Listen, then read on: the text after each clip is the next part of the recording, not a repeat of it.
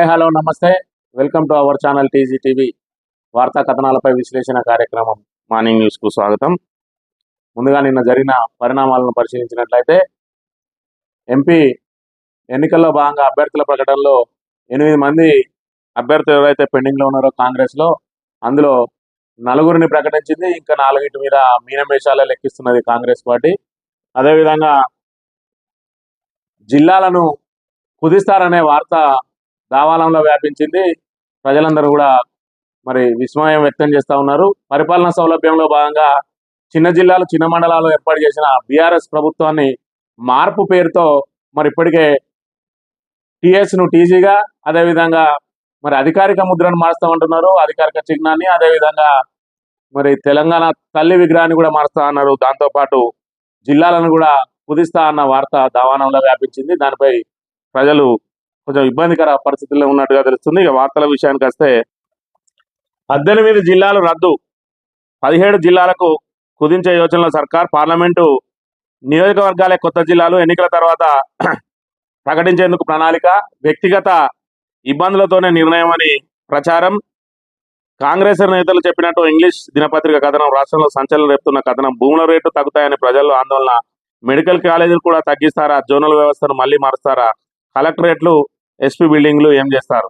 Parliament ఎన్నికల వేళ రాష్ట్ర ప్రజలకు రేవంత్ రెడ్డి సర్కార్ నుంచి గుండెలు అదిరిపోయే వార్త బయటకు వచ్చింది. జిల్లాల విషయంలో రేవంత్ రెడ్డి సర్కార్ మరో సంచలన నిర్ణయం తీసుకున్నట్టుగా తెలుస్తోంది. జిల్లా సంఖ్యను కుదిస్తామని చెప్పి గతంలోనే చెప్పిన రేవంత్ రెడ్డి ఇప్పుడు ఆ దిశగా కసరత్తు చేస్తున్నట్టుగా ప్రచారం సాగుతోంది. జిల్లాల విభజనకు సంబంధించి ఓ ఇంగ్లీష్ పేపర్లో పబ్లిష్ అయిన కథనం సంచలనంగా మారింది. దీనిపై ప్రజల్లో ఆందోళన మొదలైందని చెప్పి తెలంగాణ పత్రిక ఒక వార్తను ప్రచురించింది. మరి పరిపాలనా సౌలభ్యంలో భాగంగా కేసీఆర్ ప్రభుత్వం 10 జిల్లాలుగా ఉన్న తెలంగాణను 33 జిల్లాలుగా విస్తరించింది.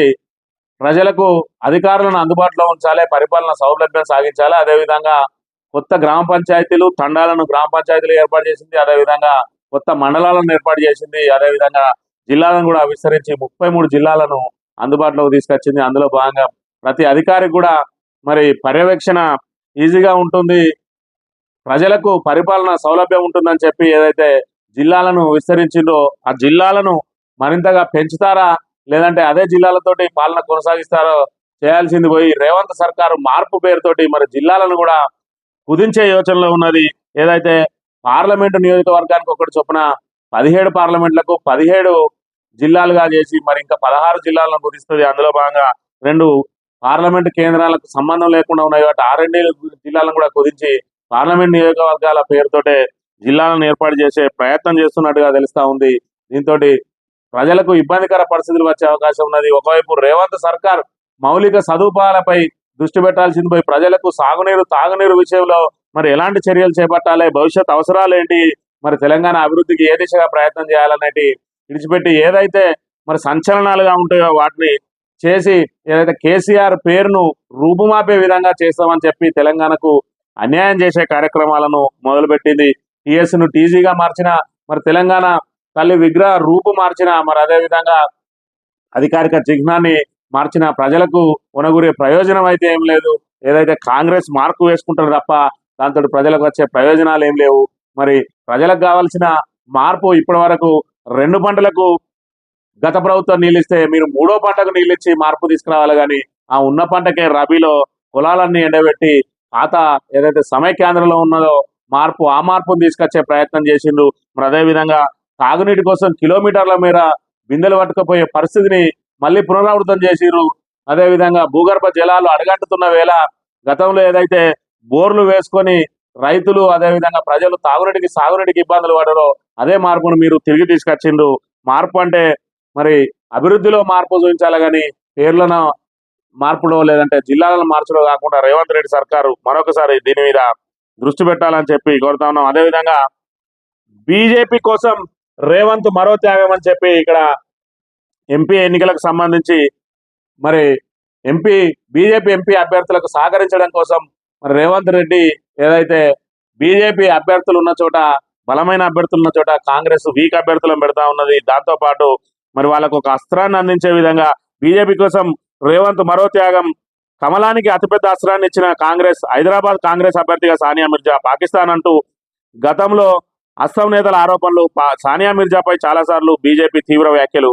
పాకిస్తానీని బ్రాండ్ అంబాసిడర్ గా పెట్టారంటూ మండిపాటు. అయినా అస్సాం పరిశీలనలో సానియా పేరు. ముస్లిం ఓట్లు చీల్చి బీజేపీకి మధ్య చేసేందుకేనని విమర్శలు. బీజేపీకి స్ట్రాంగ్ క్యాండిడేట్లు ఉన్న చోట కాంగ్రెస్ వీక్ క్యాండిడేట్లు. హైదరాబాద్ పార్లమెంటు నియోజకవర్గానికి సానియా మిర్జా పేరును తెర మీదకి తీసుకొస్తున్నట్టుగా తెలుస్తా ఉంది. గతంలో కాంగ్రెస్ ప్రభుత్వం కేంద్రంలో అధికారంలో ఉన్న సమయంలో మరి సానియా మిర్జాను బ్రాండ్ అంబాసిడర్ గా పెట్టిన సమయంలో సానియా మిర్జా ఎవరైతే ఉన్నారో ఆమె పాకిస్తానీ క్రికెటర్ను వివాహం చేసుకున్నది. ఆమెను మరి మన బద్ధ శత్రువు అయిన పాకిస్తాన్తో మరి ఆమె సావాసం చేస్తున్న సమయంలో ఆమెను ఇండియాకు బ్రాండ్ అంబాసిడర్ గా ఎట్లా పెడతారని చెప్పి బీజేపీ నాయకులు తీవ్రంగా విమర్శలు చేసిండ్రు ఆ రోజు. మరి ఈ రోజు ఆమెను తీసుకొచ్చి హైదరాబాద్ అభ్యర్థిగా పెట్టే ఆలోచన చేస్తా ఉన్నదంటే కనీసం ఆ ఆలోచన కూడా బీజేపీ చేతికి అస్త్రమందించినట్టే అవుతుంది. ఏదైతే పాకిస్తానీలను తీసుకొచ్చి ఇక్కడ మరి ఇండియాపై రుద్దే ప్రయత్నం చేస్తా ఉన్నారని చెప్పి బీజేపీకి మంచి ప్రచారాస్త్రాన్ని అందించినట్టు అవుతుంది. మరోవైపు ముస్లింల ఓట్లను చీల్చి మరి అక్కడ ఏదైతే ఖచ్చితంగా హైదరాబాద్ను మరి మేము హస్తగతం చేసుకోవాలని బీజేపీ ఊళ్ళూడుతుందో అక్కడ ఎంఐఎంను దెబ్బతీయడం కోసం సానియా మిర్జాను తీసుకొచ్చి ముస్లిం ఓట్లను చీల్చే దిశగా ఒకవైపు ఎంఐఎంను దెబ్బతీసి మరోవైపు బీజేపీకి లబ్ధి చేకూరే విధంగా మరి రేవంత్ రెడ్డి ప్రయత్నాలు సాగిస్తున్నారని చెప్పి ఇక్కడ తెలంగాణ పత్రిక ప్రచురించింది. లేకపోతే ఏదైతే సీఎంఆర్ఎఫ్లకు చెక్లకు సంబంధించి వార్తలు మరి ప్రచురితం అవుతున్నాయో కాంగ్రెస్ నాయకులు ఏదైతే ఆరోపణ చేస్తున్నారో నా పిఏ కాదంటూ ఇక్కడ హరీష్ రావు ఒక స్టేట్మెంట్ ఇచ్చిన అంశాన్ని మనం ఇక్కడ గమనించవచ్చు. నా పిఏ కాదు, చెక్స్ చోరీపై కంప్లైంట్ చేసిందే నేను. సీఎంఆర్ఎఫ్ చెక్ పై హరీష్ రావు స్పందన. ముఖ్యమంత్రి సహాయ నిధి చెక్కుల చోరీ ఘటనపై సిద్దిపేట ఎమ్మెల్యే హరీష్ రావు స్పందించారు. చోరీ చేసిన వ్యక్తి తన పిఏ కాదని తన ఆఫీసులో పనిచేసిన డేటా ఆపరేటర్ అని వివరణించారు. ఈ విషయాన్ని గుర్తించిన వెంటనే పోలీసులకు సమాచారం ఇచ్చామని తెలిపారు. ఇంతకుముందు హరీష్ రావు పిఏ అరెస్ట్ అంటూ ప్రచారం జరిగింది. అయితే ఆ వార్తలను హరీష్ రావు ఖండించారు. ఏదైతే సీఎంఆర్ఎఫ్ చెక్కులు ఉన్నాయో అవి హరీష్ రావు ఆఫీసులో డేటా ఆపరేటర్ గా పనిచేసే వ్యక్తి మరి ఎన్నికల కోడ్ వచ్చిన తర్వాత ఆ చెక్కులన్నింటినీ కూడా లబ్ధిదారులకు పంపించకుండా వాటన్నిటిని కూడా పట్టుకెళ్ళి మరి అక్కడ ఇనిషియల్ ఉన్న వ్యక్తులను వెతికి వాళ్ళ ద్వారా మరి వాళ్ళ పేరు మీద ఆ చెక్కులు వేసి డ్రా చేసినట్టుగా తెలుస్తుంది. దీనికి సంబంధించి హరీష్ రావే ముందుగా పోలీస్ స్టేషన్లో కంప్లైంట్ ఇచ్చినట్టుగా మరి పేర్కొంటా ఉన్నారు. దీన్ని కూడా హరీష్ రావు మెడగొట్టడానికి కాంగ్రెస్ విఫలయత్నం చేస్తున్నప్పటికీ హరీష్ రావు దీన్ని తీవ్రంగా మరి తిప్పికొట్టిన అంశాన్ని మనం ఇక్కడ గమనించవచ్చు. ఏదైతే తన ఆఫీసులో పనిచేసిన డేటా ఆపరేటరు మరి చెక్స్ చోరీ చేశారని, దీని మీద నేను గతంలోనే ఫిర్యాదు చేశానని, మరి నేనే ముందు వెలుగులోకి తీసుకొచ్చిన అంశాన్ని అని చెప్పి ఆయన చెప్తున్న పరిస్థితిని మనం ఇక్కడ గమనించవచ్చు.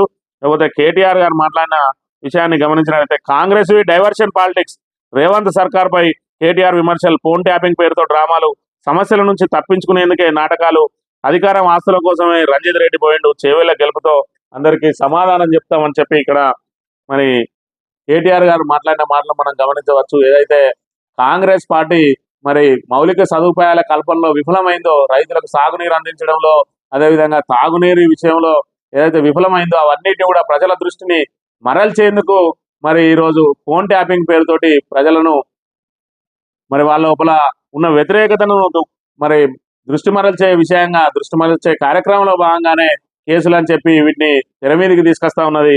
మీరు ఏవైనా కేసులు పెట్టుకోండి, ఏదైనా విచారణ చేసుకోండి, బాధ్యులను శిక్షించండి, కానీ ముందుగా రైతులకు మాత్రం నీళ్ళు ఇవ్వండి అని చెప్తున్న పరిస్థితి. మరోవైపు చేవెళ్ల ఎంపీ రంజిత్ రెడ్డి అంటే ఎవరో తెలియని సమయంలో తాము టికెట్ ఇచ్చి ఎంపీగా అవకాశం కల్పిస్తే ఈరోజు కన్నతల్లు పాలు తాగి రొమ్మగుద్దిన చందంగా ఆయన పార్టీని వీడి కాంగ్రెస్ లో చేరాడని, మరి ఆయనకు తగిన బుద్ధి చెప్పాలని, గుణపాఠం చెప్పాలని కూడా ఆయన పిలుపునిచ్చిన పరిస్థితి మనం గమనించవచ్చు. చేవేళ్లలో కేసీఆర్ సభ ఏప్రిల్ 13 డేట్ ఫిక్స్. గులాబీ బాస్ కేసీఆర్ 13న చేవేళ్లలో భారీ బహిరంగ సభలో పాల్గొంటారనే విషయాన్ని బీఆర్ఎస్ వర్కింగ్ ప్రెసిడెంట్ కేటీఆర్ మల్కాజ్గిరిలో ఎమ్మెల్యేలు ఎంపీలతో నిర్వహించిన సమావేశంలో వెల్లడించారు. ఎంపీ ఎన్నికల్లో గెలిపే లక్ష్యంగా కేసీఆర్ వరుస సమావేశాలు నిర్వహించాలని నిర్ణయం తీసుకున్నట్టుగా తెలుస్తుంది. ఏదైతే చేవేళ్లలో మరి ఏప్రిల్ 13న సభ నిర్వహించడానికి, బహిరంగ సభ నిర్వహించడానికి మరి సమాయత్తం అవుతున్నట్టుగా తెలుస్తా ఉన్నది. అందులో భాగంగా కేసీఆర్ ఏదైతే హైదరాబాద్ లో ఉన్న మరి ఎంపీ స్థానాలన్నింటినీ కూడా ఇటు మల్కాజ్గిరి అయితేంది, ఇటు చేవెళ్ళ అయితేంది, మరి ఈ సికింద్రాబాద్ స్థానాన్ని కూడా కైవసం చేసుకోవడానికి హైదరాబాదు మరి స్థానాన్ని ఎంఐఎంతో మిత్రపక్షంగా మరి మిత్ర ధర్మం పాటిస్తారా, మరి దాని మీద కూడా ప్రత్యేక దృష్టి పెడతారా అన్నది చూడాల్సి ఉంది. కానీ 3 స్థానాలు మాత్రం ఖచ్చితంగా కైవసం చేసుకోవడానికి మరి వీళ్ళు ప్రణాళికలు రూపొందిస్తున్నట్టుగా తెలుస్తా ఉంది. ఇక నియామక పత్రాలకు సంబంధించి ఒకసారి గమనించినట్టయితే నియామక పత్రాలు కూడా ఉత్తముచ్చటేనా అని చెప్పి ఇక్కడ ఒక వార్తను ప్రచురించింది. ఇప్పటి వరకు ఉద్యోగ ప్రక్రియ మొదలు కాలేదు. ఆందోళనలో ఎక్సైజ్ కానిస్టేబుల్ అభ్యర్థులు ఉద్యోగాలను వదిలేసి వచ్చాం, మా బాధను పట్టించుకోండి, సంబంధం లేదంటున్న జూపల్లి త్రిశంకు స్వర్గంలో పడేశారన్న RSP. CM Revanth Reddy LB స్టేడియంలో కానిస్టేబుల్ రిక్రూట్మెంట్ ఉద్యోగాలు సాధించిన అభ్యర్థులకు ఎంతో ఆర్భాటంగా నియామక పత్రాలు అందజేశారు. అయితే నియామక పత్రాలు మాత్రమే అందజేశారని, తమను ఇప్పటి వరకు ట్రైనింగ్ పిలువలేదని చెప్పి 614 మంది కానిస్టేబుల్ అభ్యర్థులు తమ గోడును వెళ్ళబోసుకుంటున్నట్టుగా ఇక్కడ వార్తను ప్రచురించింది. ఏదైతే ఆర్భాటంగా మరి నియామక పత్రాలను అందజేసిండ్రో వాటిలో ఏదైతే ఎక్సైజ్ కానిస్టేబుల్లకు నియామక పత్రాలు అందజేసిండో అవి నియామక పత్రాలు అందజేసే వరకే ఉన్నది.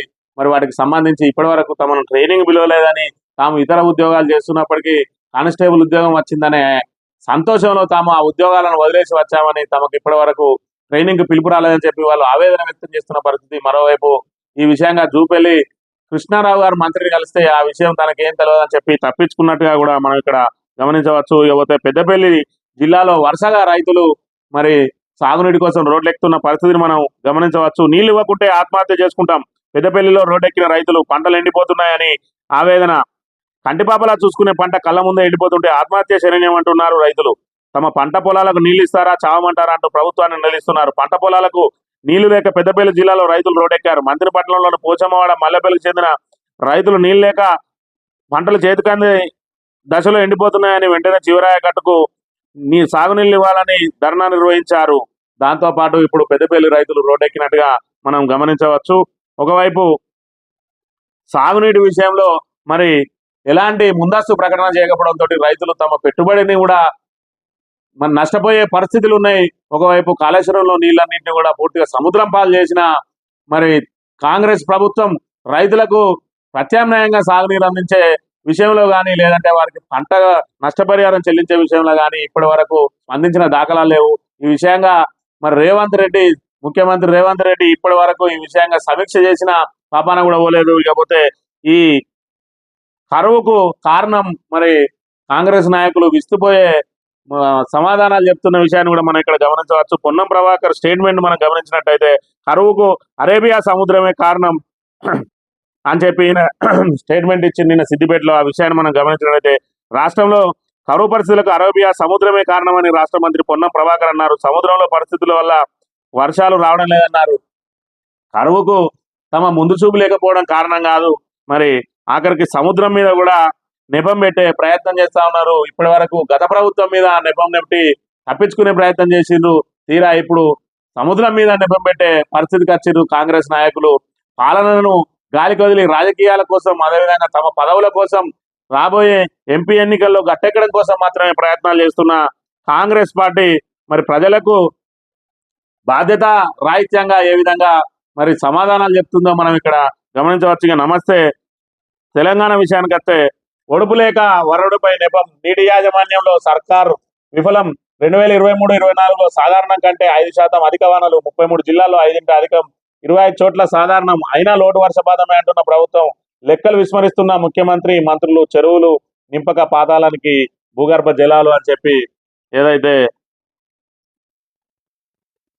కత్వసోయంగం కనుమరుగు అని చెప్పి నల్లగొండ జిల్లా కనగల్ మండల పరిధిలోని కనగల్ వాగుపై ఉన్న కత్వ గత సంవత్సరం మార్చిలో ఏ విధంగా పరవలు దొక్కింది, మరి ఇప్పుడు ఏ విధంగా పూర్తిగా ఎండిపోయి ఉన్నది అనే దానికి సంబంధించిన ఫోటోను ప్రధానంగా మరి ప్రచురించింది. అదేవిధంగా ఒడుపులేక వరణుపై నెపమని చెప్పి ఆ నీటిని ఏదైతే ఉన్నదో మరి అన్నిటి చెరువులు, కుంటలు నింపి, మినీ రిజర్వాయర్లను నింపి వాటిని రైతులకు క్రమపద్ధతిగా అందించాల్సిన సర్కారు మరి వాటిని ఒడిచిపట్టడంలో విఫలమై ఇప్పుడు వానల మీద నెపం నెడుతుంది.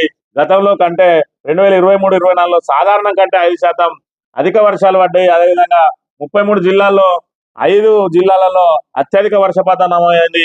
25 చోట్ల కూడా సాధారణ వర్షపాతం నమోదైంది. అయినప్పటికీ కూడా వర్షం మీద నెపం నెట్టి తప్పించుకునే ప్రయత్నం చేస్తున్నారు తప్ప ప్రత్యామ్నాయం ఆలోచించడం లేదు. రైతులకు నష్టపరిహారం చెల్లించే విషయంలో నిర్ణయం తీసుకోవడం లేదు. కనీసం రైతులను పట్టించుకున్న పాపాన పోవడం లేదు. వాళ్ళు కేవలం రాజకీయాలు మాత్రమే చేస్తా ఉన్నారు. ఇంకా ఎంపీ ఎన్నికలలో నిమగ్నమై ఉన్నారు. ఎంపీ అభ్యర్థులను మరి ఎంపిక చేసే కార్యక్రమంలో గడుపుతా ఉన్నారు తప్ప ఇప్పటి వరకు రైతులకు ప్రత్యామ్నాయ ఏర్పాట్ల మీద సమీక్ష నిర్వహించలేదని చెప్పి ప్రతిపక్షాలు ఆరోపిస్తున్న విషయాన్ని మనం ఇక్కడ గమనించవచ్చు. మరోవైపు పంటలు ఎండిపోయి మరో రైతు ఆత్మహత్య. నీళ్లు లేక పంటలు ఎండిపోవడం, చేసిన అప్పులు తీర్చే మార్గం లేక వారం క్రితం ఆత్మహత్యకు యత్నించిన ఓ రైతు చికిత్స పొందుతూ మంగళవారం అర్ధరాత్రి మృతి చెందిందని మరొక వార్తను ప్రచురించింది. రైతులు పిట్టల్లా రాలిపోతా ఉన్నారు. ఒకవైపు పెట్టుబడి సాయం అందక, మరోవైపు పెట్టిన పెట్టుబడి చేతికందే పరిస్థితి లేక ఖచ్చితంగా వాళ్లకు ఆత్మహత్యలే శరణ్యం అనే స్థాయికి దిగజారింది.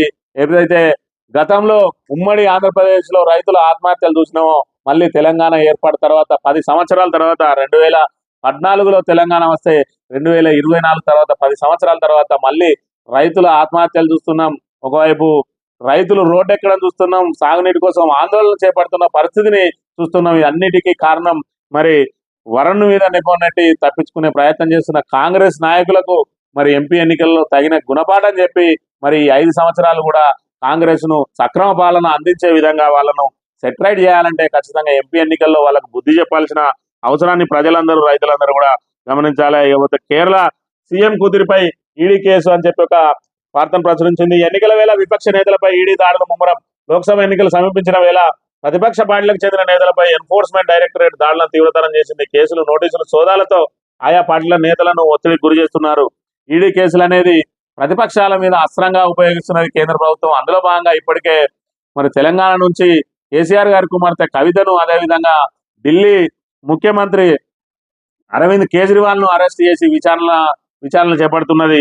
అందులో భాగంగా మరి కేరళ ముఖ్యమంత్రి కుమార్తె మీద కూడా ఈడీ కేసు నమోదు చేసినట్టుగా మనం ఇక్కడ గమనించవచ్చు. ఇదంతా కూడా రాజకీయ కక్ష సాధింపులో భాగంగానే జరుగుతూ ఉన్నది.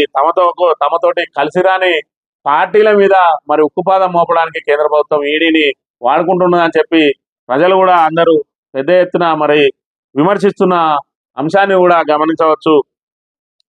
ఇక మల్కాజ్గిరిలో మరి ఇద్దరం కలిసి పోటీ చేద్దాం, మన ఇద్దరం కూడా ఎమ్మెల్యేకు రాజీనామా చేసి పోటీకి సిద్ధమా అని చెప్పి గతంలో కేటీఆర్ ఏదైతే సవాల్ విసిరిండో దానికి సంబంధించిన వార్త.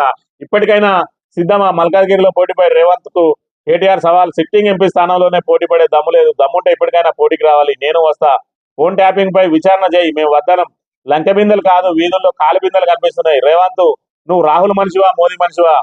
పరిపాలన చేతగాక లీకు వీరుడిగా మారిన ముఖ్యమంత్రి, 100 రోజుల కాంగ్రెస్ పాలనపై అన్ని వర్గాల్లో ఆగ్రహం.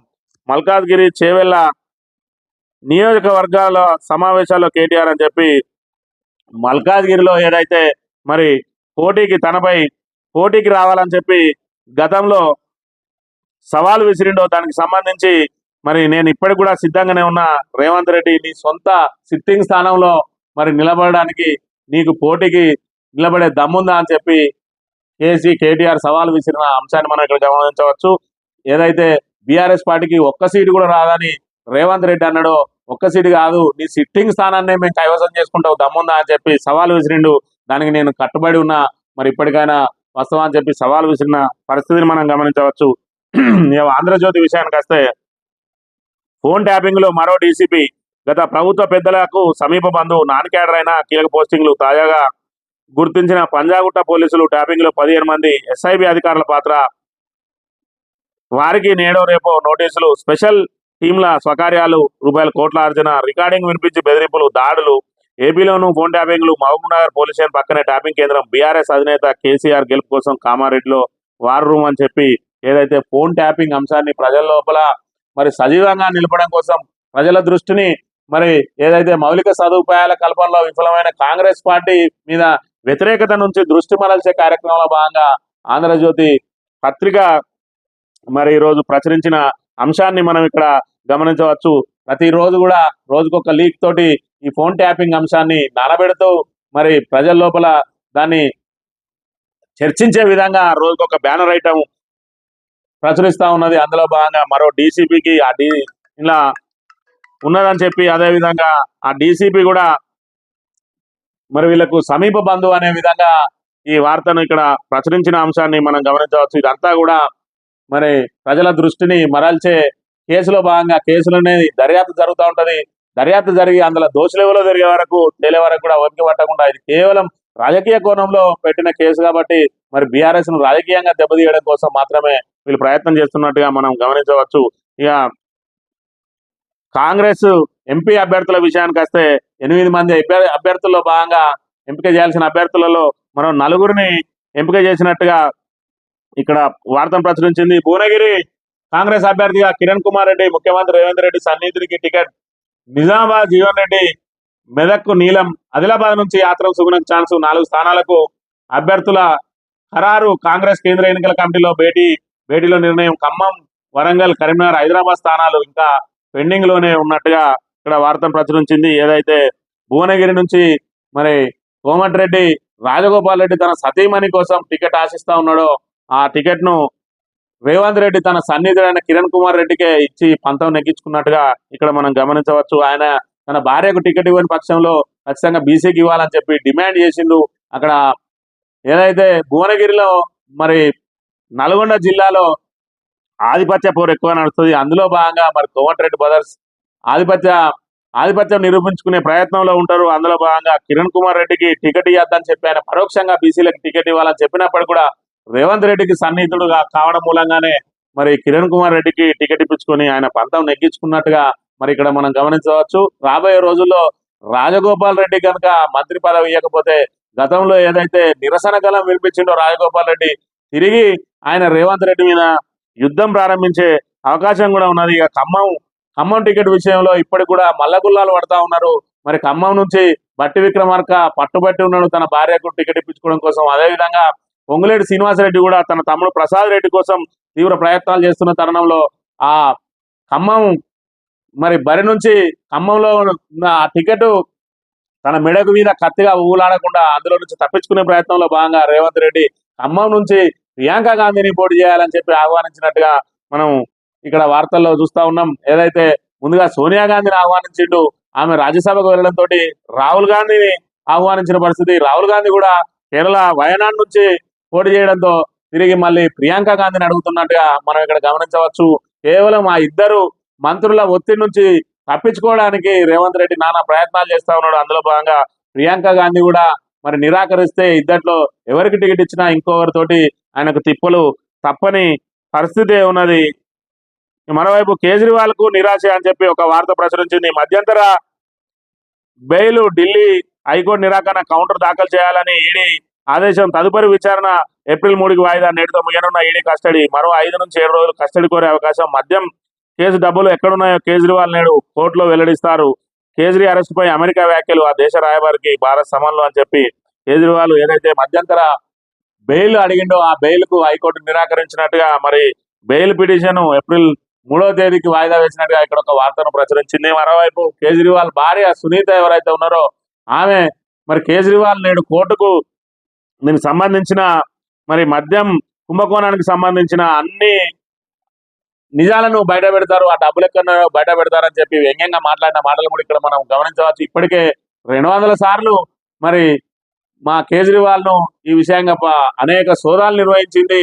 ఏదైతే ఈడీ ఉన్నదో దానిలో ₹1 కూడా పట్టుకోలేకపోయింది. మా ఇంట్లో మరి సోదాలు చేస్తే కేవలం 73,000 రూపాయలు మాత్రమే ఈడీకి దొరికినాయి. ఈ పరిస్థితులలో మద్యం కుంభకోణానికి సంబంధించి డబ్బులు ఎటువైనాయి అన్నది సంవత్సర కాలంగా తేల్చని ఈడీ ఇంకా ఆ కేసును మరి సాగదీస్తూ కావాలని చెప్పి రాజకీయ కక్ష సాధింపులో భాగంగా ఇది జరుగుతున్నది అని చెప్పి ఆమె వ్యాఖ్యానించిన వ్యాఖ్యలను కూడా మనం గమనించవచ్చు. మరోవైపు కేజ్రీవాల్ ఈరోజు కోర్టులో ఏం చెప్తారన్నది కూడా అందరూ ఆసక్తిగా ఎదురు చూస్తున్న పరిస్థితిని మనం గమనించవచ్చు.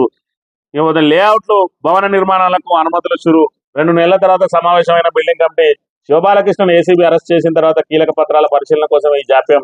ఒక జిహెచ్ఎంసీ పరిధిలోనే పెండింగ్ లో 2,000కు పైగా ఫైళ్లు అని చెప్పి ఇక్కడ ఒక వార్తను ప్రచురించింది. ఏదైతే మరి కేటీఆర్ ఆరోపణలు చేసిండో మున్సిపల్ శాఖను ముఖ్యమంత్రి దగ్గరనే పెట్టుకొని బిల్డర్లను రియల్టర్లను మరి బ్లాక్ మెయిల్ గురి చేస్తాడు రేవంత్ రెడ్డి. ఇప్పటి వరకు అనుమతులు ఇస్తలేడు అని చెప్పి తీవ్ర ఆరోపణలు చేసిన తర్వాత ఈరోజు దానిలో కదలిక మొదలైంది. ఏదైతే ముఖ్యమంత్రి విన్నే నేరుగా ఆరోపణ రావడంతో మరి దిద్దుబాటు చర్యలో భాగంగా ఈరోజు వాటిని అనుమతులను మళ్ళీ షురూ చేసినట్టుగా మనం ఇక్కడ గమనించవచ్చు. ఏదైనా ప్రతిపక్షం అనేది గట్టిగా ఉంటేనే ప్రభుత్వం పనిచేస్తుంది అని చెప్పడానికి దీన్నే మనం తార్కాణంగా గమనించవచ్చు.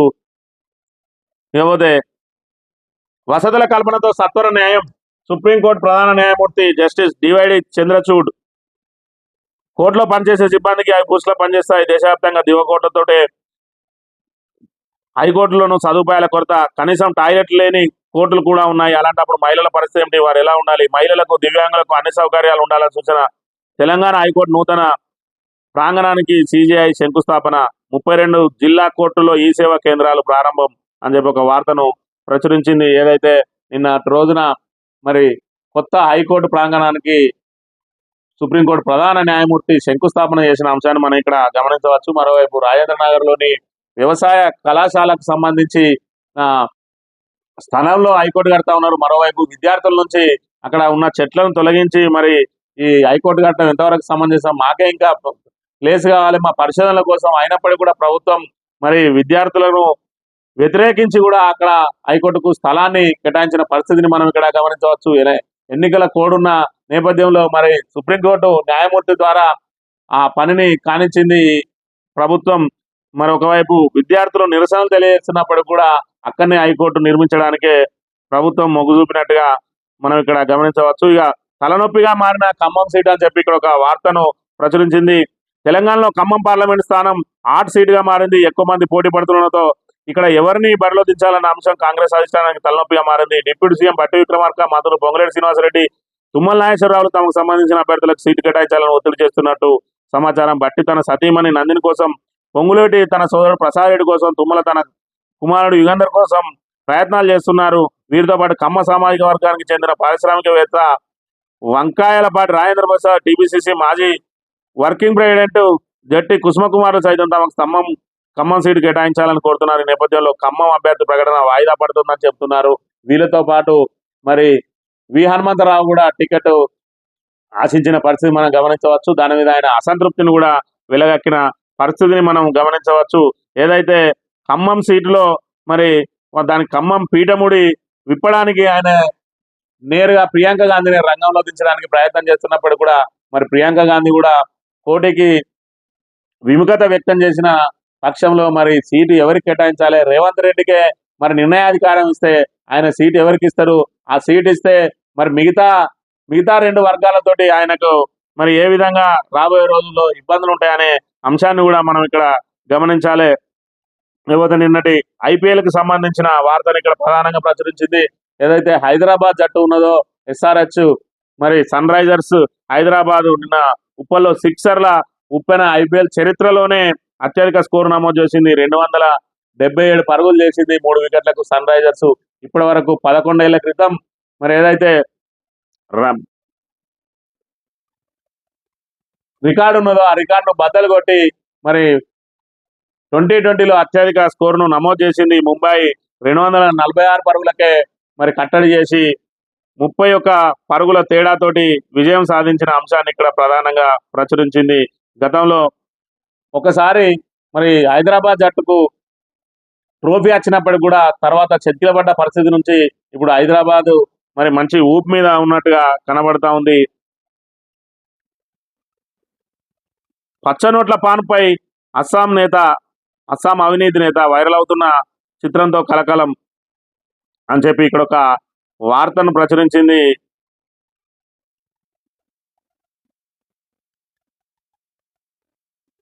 అస్సాంలోని ఉదల్గురి జిల్లాకు చెందిన రాజకీయ నేత బెంజమిన్ బసుమతారి ₹500 కరెన్సీ నోట్ల కట్టలపై నిద్రించిన చిత్రం వైరల్ గా మారింది. యునైటెడ్ పీపుల్స్ పార్టీ లిబరల్ మాజీ నాయకుడైన ఆయన అవినీతి ఆరోపణలు ఎదుర్కొంటున్నారు. ప్రధానమంత్రి ఆవాస్ యోజన, గ్రామీణ ఉపాధి హామీ పథకాల అమల్లో అక్రమాలకు పాల్పడ్డారంటూ నమోదైన కేసుల్లో ఇతడు నిందితుడు. Village council development committee chairman గా ఉన్న సమయంలో ఆ పథకాల లబ్ధిదారుల నుంచి డబ్బులు వసూలు చేశారన్న అభియోగాలున్నాయి. అధికార భాజపా కూటమిలో యూపీపీఎల్ కీలక భాగస్వామిగా ఉంది.